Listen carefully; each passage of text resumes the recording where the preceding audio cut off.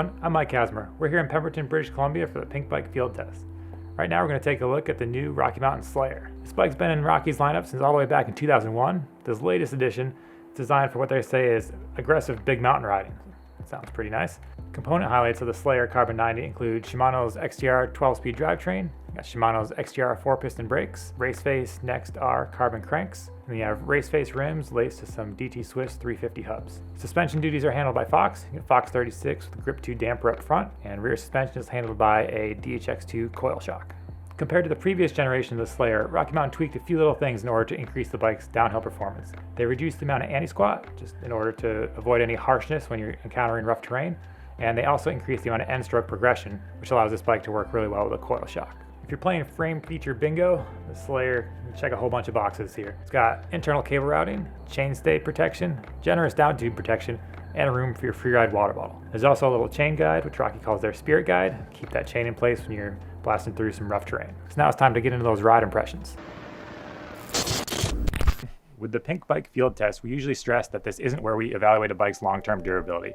We're going over the basic pros and cons of the bike, how they perform out on the trail, but durability over the course of a season is a different topic. Unfortunately, with the Rocky Mountain Slayer, this one catastrophically failed, causing Luca to have a big crash, had to spend some time in the clinic, ended up with broken ribs, some bruises, some stitches.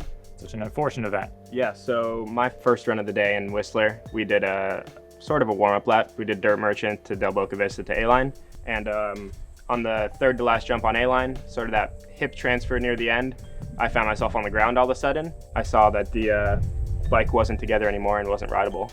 The rear end ripping off a bike, that is not what you want to have happen. And so we're going to dig into this a little bit more, find out exactly the cause. It's also worth stressing that Luca's a really smooth rider, experienced rider. He's been racing for 11 years and never had a failure of this style. And he's not one of those guys that just goes out and breaks everything he touches. So just to kind of get that out there. We don't have any definitive answers as to why the bike broke the way it did. One of our current theories is that the axle broke first, causing the rear wheel to twist and then ripped it out that pivot. But again, in our mind, the bike, even if the axle breaks, the pivot shouldn't behave the way it did. Maybe something to do with that blind pivot design. We're gonna have to dive into that more. Rocky Mountain happens to be just a few hours down the road, so we're gonna be talking to them, potentially visit there, and just really figure out why this bike broke. So a bit of an update here on our broken Slayer. We suspected that maybe it was an early production sample, the rear end didn't get heat treated properly, so we actually went to Rocky Mountain, we tested that, and that wasn't the case. So why did it break? Is it because there's not enough material around those cool looking blind pivots? Or is it a different design flaw? Or maybe it's just a fluke thing and that a similar thing would have happened to any other bike. Now there's no way for us to personally test that without putting our lives at risk. I'm not gonna do that. I don't think Casmer's gonna do that. But Rocky Mountain did have a response, and part of that was to say that all of the Slayers out there, they're safe to ride. Rocky Mountain's team of athletes and engineers are passionate about mountain biking. We pursue an ongoing process of continuous improvement of our bikes. In this spirit, we've been studying the bike that Luca was riding, and we're looking for opportunities to make improvements to our manufacturing process, design, and fine-tune our already stringent testing process.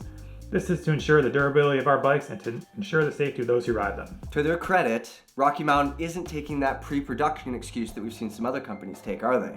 No, yep, it's always good to see. In a case like this, they say that the bike far exceeds their in-house testing as well as third-party testing, and they're actually working on developing other tests in order to replicate exactly what happened to this bike. Yeah, Rocky is definitely in a bit of a tough spot here. They have this brand new bike, it's passed all their testing, and they have guys like Vanderham and Carson Storch out there just sending it on these bikes, going way bigger than we are on A-Line when it broke.